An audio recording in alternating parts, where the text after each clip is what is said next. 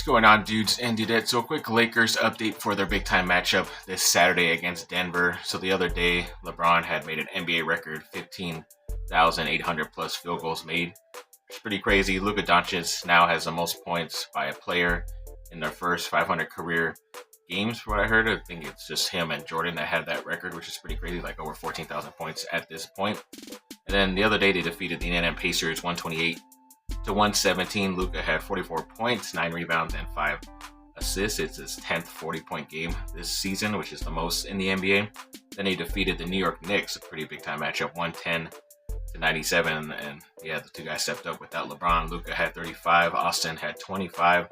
Even Luke Kennard hit his 1,000th career three-pointer, and the Lakers are now 9-2 without LeBron, so it's looking more and more likely they will move on from him at the end of the season. And then the most 30-point games by a player in their first full season as a Laker, Luka just surpassed Kareem with 33 of those games compared to his 32, which is really cool. And a couple recent South Bay Laker games, Kobe Buffkin had a 41-point game. I don't know if I mentioned that before. Adu Thorough, the rookie, had 25 points and 6 rebounds. He's been looking pretty solid down there in that league.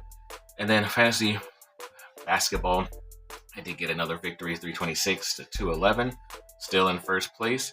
And they're comparing Luka and Shai Gilgeous-Alexander's last year when he won the MVP, his numbers, and Luka is basically leading in 5 of the 6 categories, yet he's right now 6 in MVP voting, which makes no sense, obviously. And the other day, the Lakers were able to defeat Minnesota 120-106. Luka had 31, 11 rebounds, 11 assists, triple-double. Austin Reeves had 31 points as well.